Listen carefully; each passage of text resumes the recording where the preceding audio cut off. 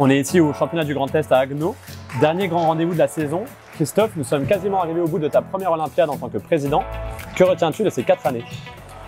Je retiens surtout un début d'Olympiade très difficile, avec la pandémie qui nous a arrêtés pendant un long moment. Une belle mobilisation des bénévoles surtout pour pouvoir relancer des projets. Et je retiens surtout un retour des compétiteurs dans nos salles avec des records de participation, que ce soit sur nos compétitions mais aussi dans les tournois organisés par les clubs.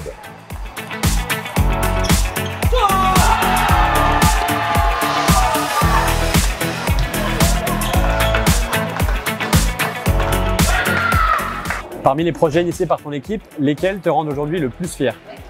Alors il y a 3 actions que je voudrais mettre particulièrement en avant.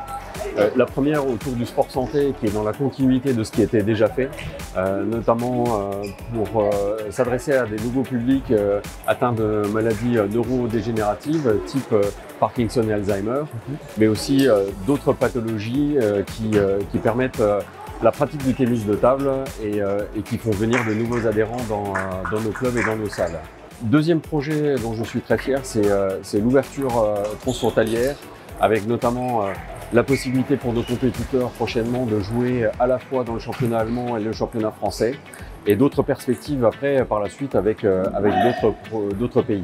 La dernière partie concernera les organisations, des organisations de prestige que la Ligue du Grand Est a su mener à bien tout au long de cette Olympiade, pour ne citer que le WTT, les EMC, mais aussi toutes les compétitions nationales et bien entendu nos compétitions régionales telles qu'ici les championnats du Grand Est.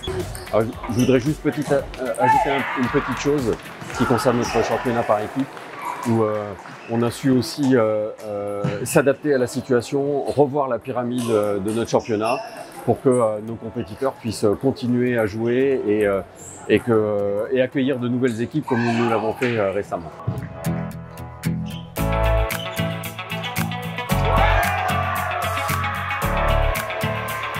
A contrario, avec le recul, y a-t-il des choses que tu aurais faites différemment?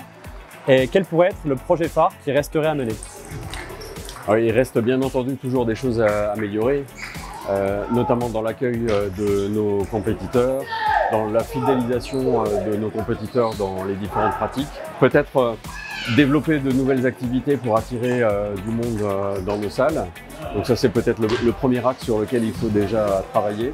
Et puis un autre qui me tient à cœur, c'est la valorisation des dirigeants et des bénévoles qui sont au cœur de notre activité et sur lesquels il faut vraiment savoir pouvoir compter. Il faut mettre en avant les belles réussites et mettre en avant tout le beau travail de ces bénévoles.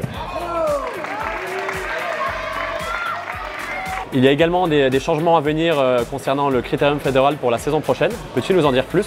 Oui, effectivement, c'était une demande de pas mal de compétiteurs de pouvoir réformer une petite réforme du critérium régional. On a entendu les demandes et donc dès la saison prochaine, il sera possible de redescendre de régional en départemental. On va espérer que ça redynamise un peu la régionale 2 et ça va apporter de nouveau un peu plus d'attrait à ce niveau et à cette division.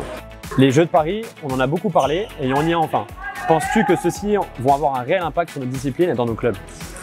Oui, c'est certain, surtout que avec les performances de nos tricolores, de nos joueurs tricolores dont on parle beaucoup, et puis surtout ici localement avec ceux des joueurs du Grand Est, pour ne parler que de Charlotte Lutz et de Jana Kudzu.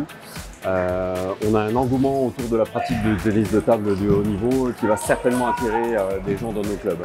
De nouveaux dispositifs seront démarrés à la rentrée pour aider les clubs à accueillir de nouveaux pratiquants. Ensuite, la dernière chose, c'est que les Jeux approchent et nous aurons des grands moments festifs à venir.